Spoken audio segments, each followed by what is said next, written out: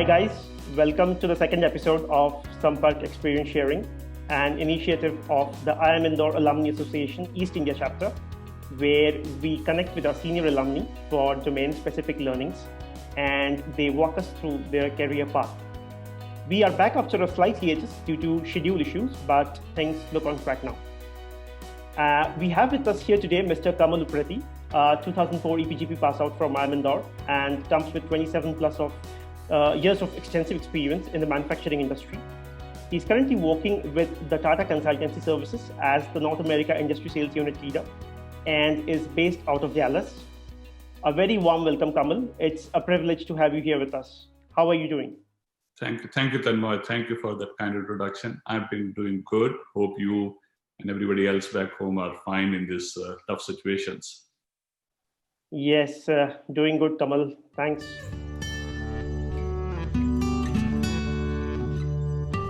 So let us go back to your Planet I days at the very start. Tell us about some of your favorite classes there. Oh, okay. Yeah, back in the days. So I think I would say, as you rightly said, I'm kind of leading sales, and sales has been one function that has always excited me, starting from the very beginning. So sales and marketing was kind of natural extension me to like that class, right? The fun of for learning new things about the function I was already doing was good. And so that was fun. The second class, which I actually surprised myself, was legal. Not many people will like that class, but I thought it provided me a different perspective of looking at an enterprise function that I was completely unaware of.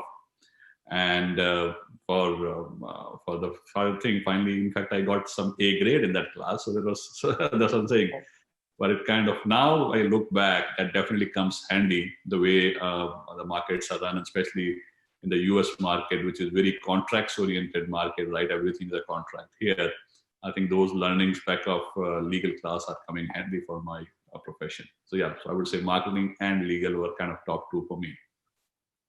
Interesting you mentioned legal, because I myself was petrified, of that particular class. Yeah. And I remember Professor Sridhar was actually, the professor who taught us that part. Anyway, moving on. Graduating out of IIM Indore, do you feel that the B School added a specific dimension to your career? Oh yes.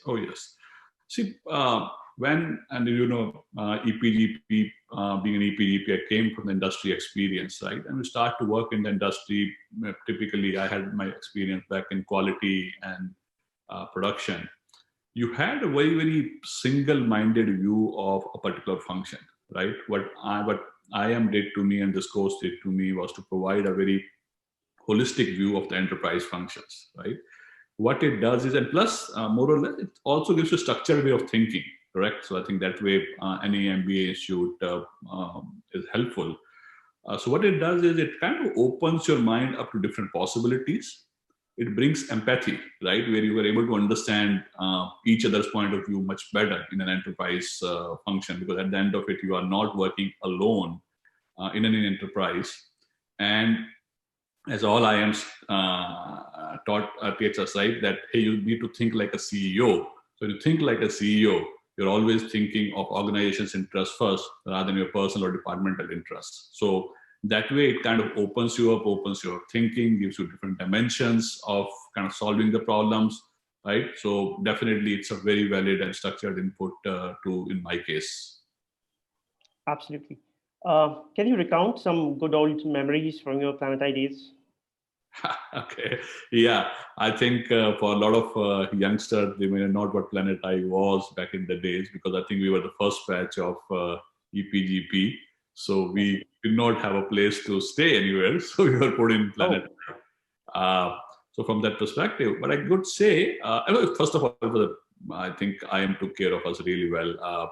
In some ways, we were also the, I would say, the trailblazers of kind of creating this EPGP course, especially that I had taken a lead in terms of designing this one.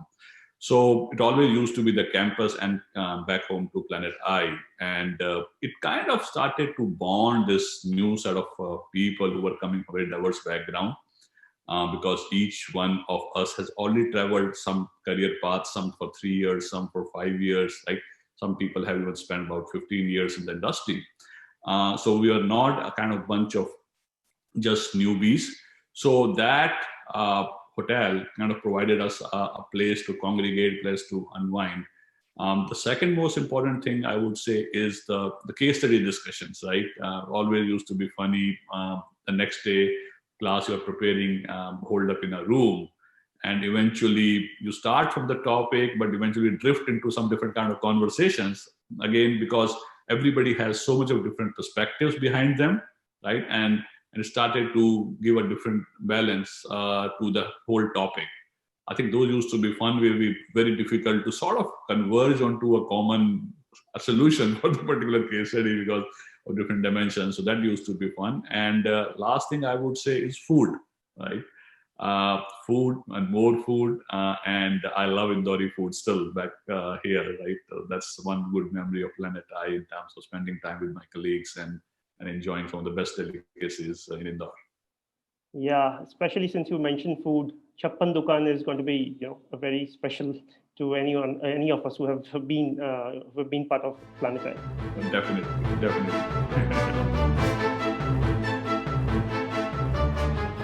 Your specialization lies primarily in the manufacturing sector, if I may put it that way.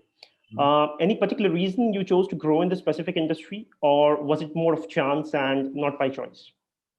So I would say in life things are, if you believe destiny, I would say it's always 2% of where the path takes you, but 98% is all hard work. So growing up back in the days in late 80s, right, when I was in engineering school.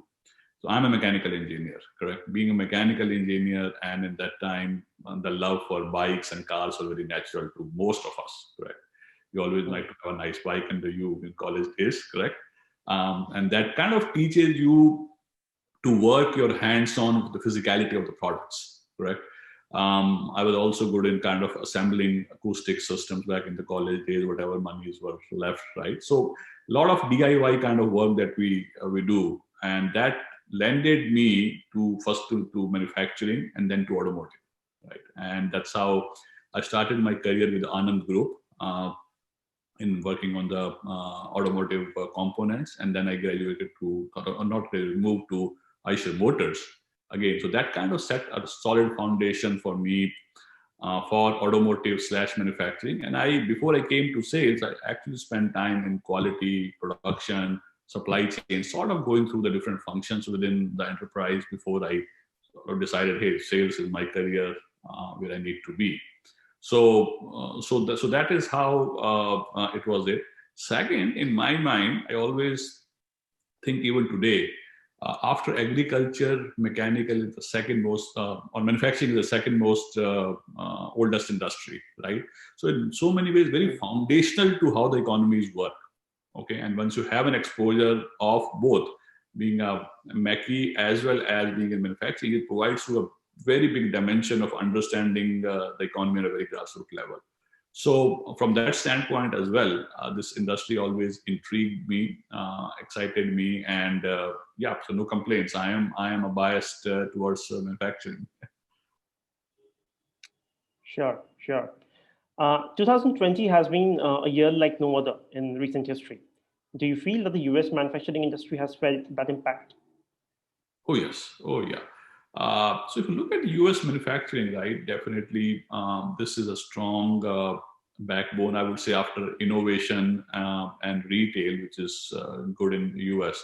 Manufacturing last year produced about 11.5% of the total output, employed about 9% of the total workforce, right, in US. And in 2020, it has last year, looking at the numbers, it's about 16.5% crash from the output perspective. So it has put a lot of companies in distress, right? A lot of companies are struggling for survival. I'm not talking about smaller organizations. I'm talking about big global companies.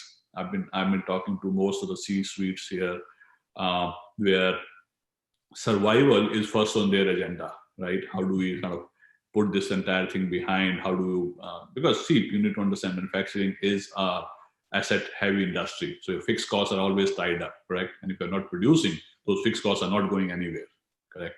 And that is why changing the cost profile of is very top of the mind for survival. And then, of course, how do you kind of go ahead and look at the future? It also, some of the things that are going on the mind of the C-suites within manufacturing. If we look at how 2020 has impacted, like most of the industry, so some are, I would say, some are deeply hit. Like if you look at the hotel industry, the travel transportation, they are down in the pits, right? Nobody's traveling, nobody's using those rooms, so they're in bad shape. Industries like, of course, we know life sciences, healthcare, correct, distribution are positive. So manufacturing is somewhere in between. I would say we are not as badly as hit as some of the some of the other industries, like travel, transportation, travel or hotels, hospitality. But we're also not as buoyant as healthcare is, or life sciences. Of course, for the wrong reasons, but there is a demand, right? So idea is that how can you keep, so there is a base that, as I said, manufacturing is so intrinsic to an economy, it can never go down, right? So it has kind of maintaining at a pace. And idea is that now how do you learn from this in 2020 for us, because the consumer habits have changed, right? People are going to buy differently, behave differently, even when this whole pandemic opens up. So everybody is thinking of how do we restructure the principles of business to this new normal. So that's what 2020 has been for the manufacturing industry. Of course. Thank you. Thank you for the insights, Kamal. How much of a resilient supply chain do you think is required for navigating through disruptions in the manufacturing industry? So, yeah, supply chain also, when we look at supply chain. So again, supply chain, I would say a couple of things have happened to supply chain. We all know it has been affected, but in my mind, global supply chain, I'm going to talk about more global players, because if you look at a lot of players with whom I typically work or TCS works are global in nature, right? Global supply chains are always designed for efficiency and productivity, okay? In not many ways, efficiency and productivity actually is what is killing the resiliency of the supply chain, because what we designed for just in time, right? Low stock levels, correct? Look at the cheaper components of a lot of manufacturing has moved to China, right? Has moved east to China and all that. And we all understand the over-dependency of US manufacturing on China. So that basic concept of efficiency has been challenged in 2020, right? So the resiliency, as you rightly use the word resiliency, is coming back into the operations. Now people have to think about where should be my next sourcing hubs lie. Is it going to be all in Asia, or you sort of distribute the portfolio? Where are going to my distribution warehouses, right?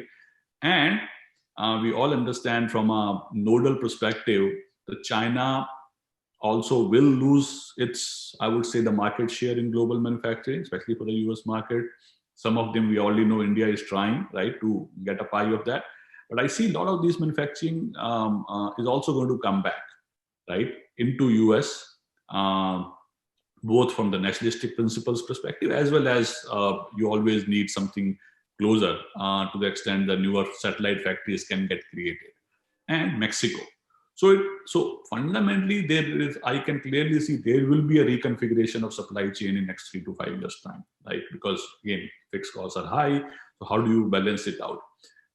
So that's how the global supply chains are going to work. And it's a rebalancing act between efficiency and resiliency is going to be the key, correct?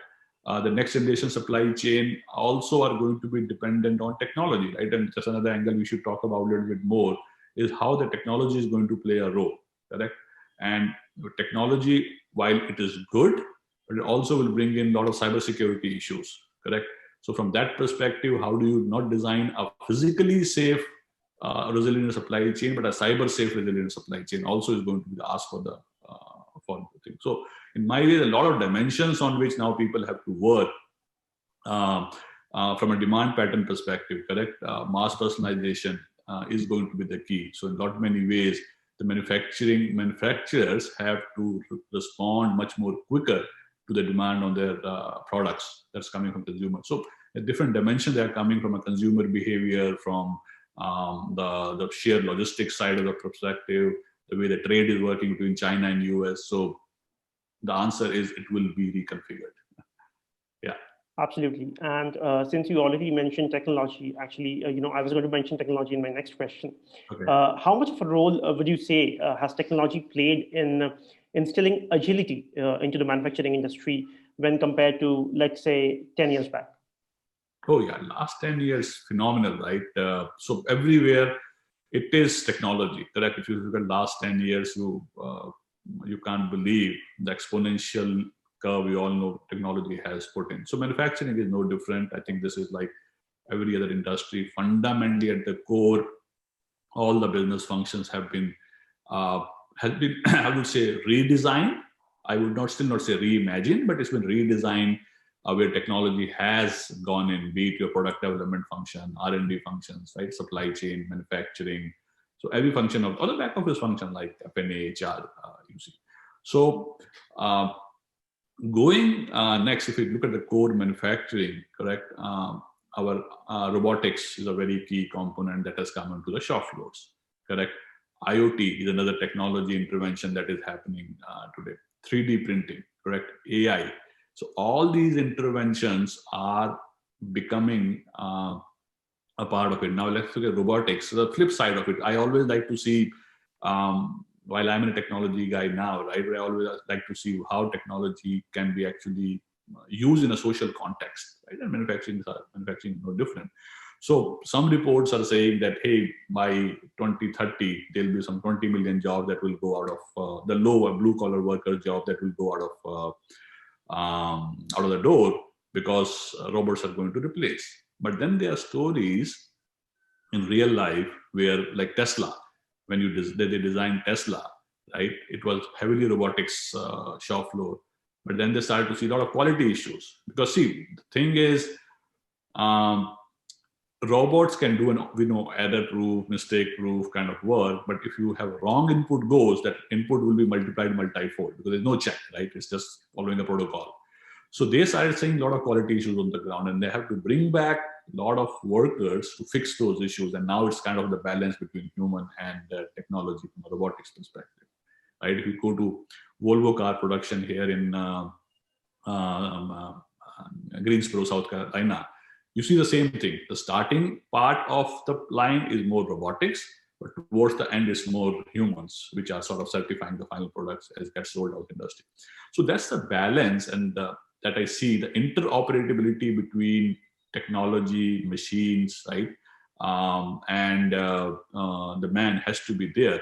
So what it means is, for manufacturing workers, both white collar and blue collar, and the supporting industries like us who are supporting them and putting technology, we need to understand that new, I would say, ecosystem, right? I'm using ecosystem, very small word here within the confines of manufacturing, but we need to understand that to design how the technology would be used, correct? Now let's take an IoT example. IoT can do a lot of fundamental things in terms of creating a digital twin, to ensuring that, hey, sitting in your desk, you are able to prevent the hazmat actions, right? Safety is a big positive for that. But at the back end, it also creates a lot of data, right?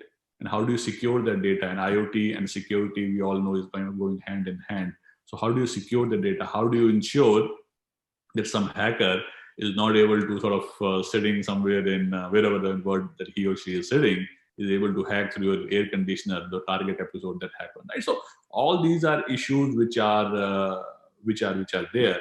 So technology, definitely, it will be technology driven. I would say, even when we talk to our customers, to the CIO, we say the CIO is not more, so no more a back office, even an enabling function, it's a driving function. Technology in not many ways is going to drive, right? So CIOs and even the businesses today, they are looking at technology fundamentally very differently. The CIOs have got a seat at the table, right? So all these are changes that happened in last 10 years. Even in manufacturing, age-old industry is manufacturing, where if I go back to my Eicher Motor days, My CIO's role was MIS, right? If you understand that class that typically a lot of MBA schools run, it's just kind of putting an information system for the people in the business function to make decisions. But today, the CIOs are driving the strategy of the company. They're directly reporting into CEO. So I think that's how the shift has happened in the last 10 years from a technology standpoint. That's a very interesting take, Kamal. Since you focus primarily on the USA market, if I can ask you, how much of a gap do you see between the US manufacturing industry and its Indian counterpart in adopting the fourth industrial revolution? So if you mean Industry 4.0, right? Yes. Yeah. If we look at Industry 4.0, it's a sort of a fusion of your humans, machine, and biological systems, right? We all understand that. So then we need to look at the capabilities of each of these things. If I look at technology, India is sort of the nerve center for the technology of the world, correct? Right. So that dimension we are producing, correct? So we have the right talent, we have so much engineering schools, we are producing engineers after engineers. And the core engineering is good. Okay. I have worked in the industry in 90s and 2000s in India in manufacturing for 12 years, and we were exporting. So from a technology standpoint, I think the technology exists, right? And the brain power exists, right? Technology means brain power exists there. What we need is a physical infrastructure, right? That is going to help, because one thing is good about US is that it is able to, the infrastructure has been created here 60 years back, right? And that infrastructure in so many ways is able to drive a lot of automation that we talk about here, correct? So infrastructure, and second is the mindset. I think one thing that has put US where it is right now is innovation. The system by design, okay, rewards people who take risks. Okay, there is no taboo. If you're failed, there's nobody's going to point fingers at you. So innovation at the very core is fundamental to how this country is looking at. So if you look at these three dimensions, right, I think as I said, from a talent perspective, I have no doubt, right? India has the talent at par with US. You can see a lot of US technology companies are being driven by Indians these days, correct? No issue with it. Infrastructure, I think what I understand, government is doing a lot of things to pull investments from China, because everybody sees China's over dependency is going to come down. So there is an opportunity for India to sort of grab some piece of the pie there, as we spoke earlier. The third aspect is innovation, which I think we still need to systemically bring this into our primary schools, right?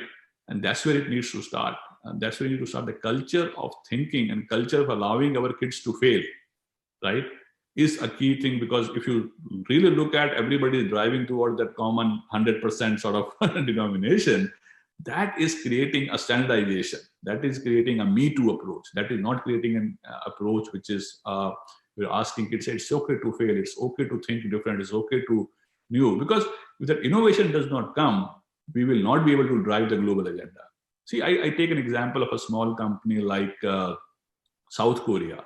When South Korea, without having English as their first language, can produce global brands like Samsung, LG, right, Hyundai, Daewoo.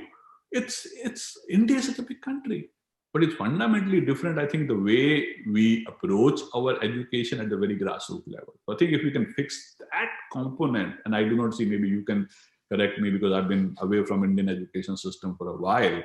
Even today, when I see the kids in my family, extended family, they are being produced, and they are looking at US as the sort of target state, right, where they need to come. I'm not disputing it's wrong. US has evolved, but even you look at US, universities here are going to India, right? IIMI also is now tying up with the Global Institute. So US understands that intellect that exists in India, but that innovation, if we bring out, I can see no reason why we can't bring it up as a part of IoT, because it's not a rocket science. So I am bullish on India, given that there is a market opportunity for us over the next 5 to 10 years to get a significant pie from China, because supply chains will be redistributed, right? Apple is coming to India. A lot of Indian CEOs are now there who are calling the shots in the American corporations, correct?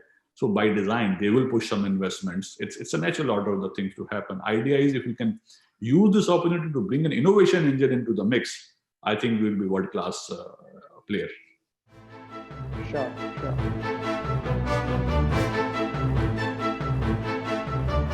What are some of the forthcoming trends we can look forward to seeing in the manufacturing sector in 2021 and onwards, especially in a post-COVID world? Oh, first of all, aren't we all glad that 2020 is getting out of the way? Yes, absolutely. Right. So I think one thing that I would say two things, right? Two things that 2020 has taught the world, and one is very known, that the digital is now pervasive. The adoption of digital has become, everybody gets it, right? People, the natural order of things happened in the world. People naturally aligned towards have gone to a digital. But in my mind, the resilience is another aspect that has kind of the human spirit, right? That's more on a fundamental level. How we have survived this pandemic to a larger extent is a good case study. But coming back to the consumer behavior, so we all understand that more and more the consumers are now going to buy online, right? Because the digital, if you look at the digital e-commerce numbers that has gone through the roof, look at Amazon numbers, look at Walmart numbers, right here in US and over the world, like if you go to like Flipkart of the world and everywhere else in India, people are buying more thing when like your grandparents ask you, hey, can you tell me how to order online through an app? You understand the consumer mind shift is changing, right?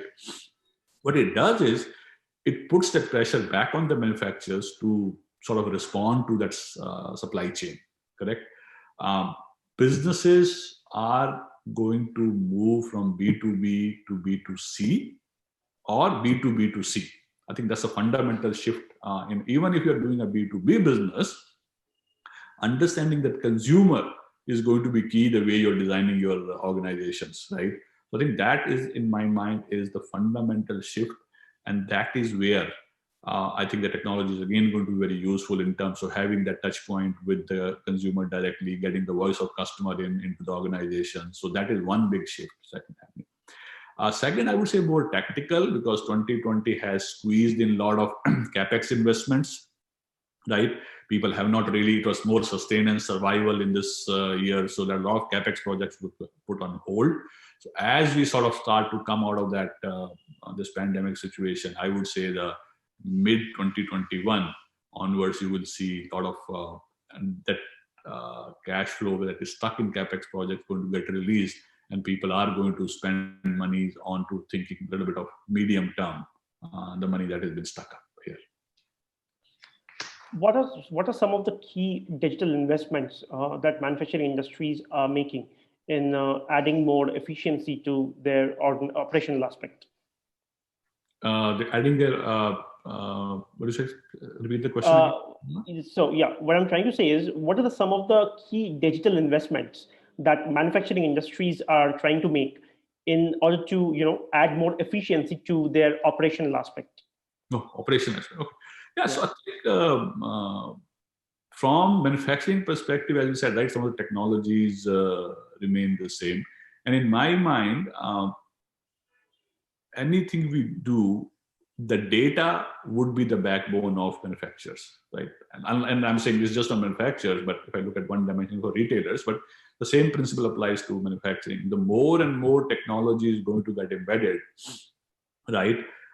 Data, we all say, is going to be the new currency, a stronger currency, I would say, correct? So your big data, your BI, is going to play a lot of role in terms of the way we are designing. We talk about digital twin, right? We talk about the logistics, warehouse, everything getting connected.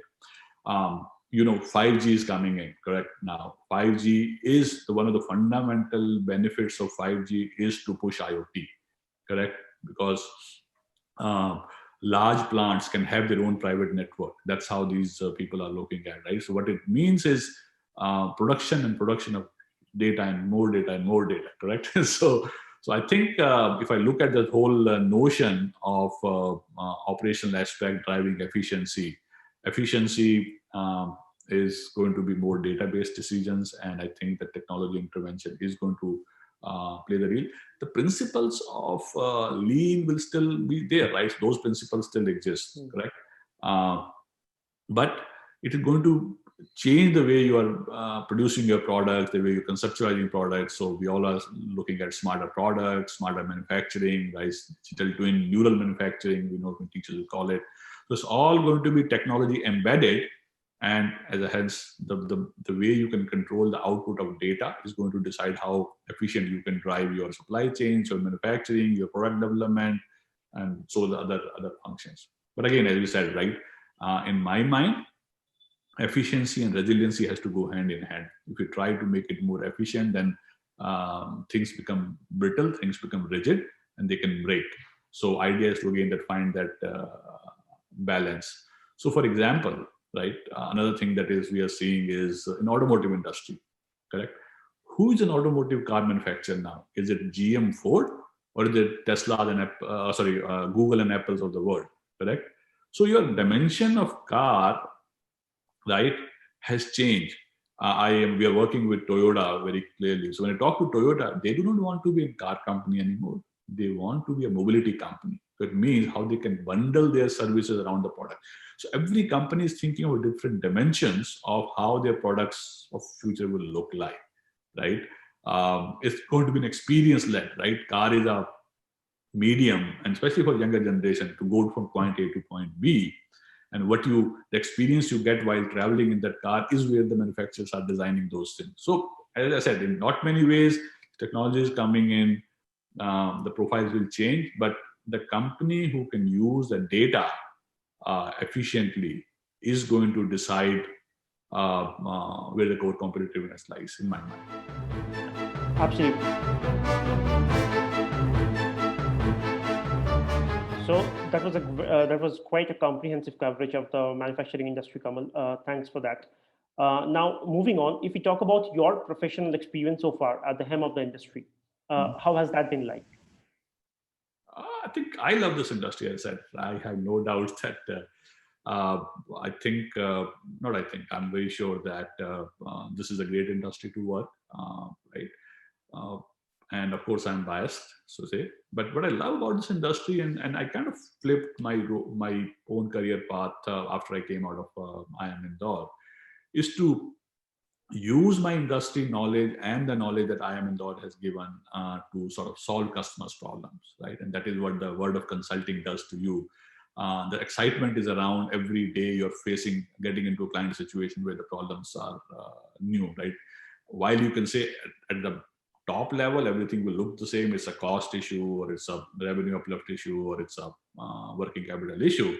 But when you peel the onion, you're trying to understand the intricacies of that problem. And in not many ways, what we always say, the differentiation for consulting organization or we as a consultant lie in the problem domain, understanding what is the real root cause of the problem, what is not working in a given client situation, and those problem statements are unique, right? How do you go about telling them? The culture plays an important role. I would not name some of the big guys, but I have seen very, very clearly where typical age-old saying that culture eats strategy for lunch. A lot of things you plan, it's always remain on paper because of the political will, the way the organization is structured, the people are not getting aligned, right? The change management becomes issue. So I'm saying that the thrill of solving my customer's problem is something that excites me to this day. And I think I made a right call by kind of coming to this industry personally for me. So it's been great. It's been great. So I've been, so recently even my portfolio has changed within T-shirt, expanded more to take care of some other verticals like utilities, right, and oil and gas. But fundamentally, I see there's a lot of similarities of what manufacturing has taught me in terms of looking at the basic operations, the efficiencies, the assets, right, the fixed cost that is getting tangled up. So that way, I would always get manufacturing to shape my career and my thinking. So it's been a good career so far. Sure. For aspirants looking to make a career in the manufacturing industry itself, would you like to share some pointers with them? I would say go for it. as you know, I'm already biased. So this industry does not have a glamour of, say, a retail or a media or the brands that are always visible, right? We might be producing those brands, but we are not selling those brands. So there is a style of people, but I've seen people, right, when I talk to companies like Whirlpool, correct, or even the car manufacturing company, more customer-facing, people are in love. You won't believe the stand-in KitchenAid mixer is such a big hit with the people, employees of Whirlpool. They live and die by that one product. So if you like the physicality of the products, you like to do things, touch and feel, right, things, this is an industry for you, correct? I think you need to figure it out, because it's a lot of physicality in manufacturing. You can see products, you can see how it's impacting the life of the everyday consumer, correct? So that is good. Again, if you have a bent of mind of technology, right? So as I said, we talked about technology getting embedded inside this. The next generation of automotive we talked about. So I think there's immense fields, biotech, manufacturing is a different, oil and gas, refining, they all have principles of manufacturing. But yes, the one thing which is common is the physicality of the products. If you like to do things with your own hand, like to be out there in the open, work in the plant, because, right, not sit behind a desk and just kind of do things. This is an industry for you, and it's as I said, is the second most oldest industry. It provides you, especially in the beginning of your career, it will provide you that complete base. From that, then you can narrow down. So it's a good industry to start your career with. Quite encouraging, Kamal. Now we come to the closing segment, which we like to call Voice of the Campus.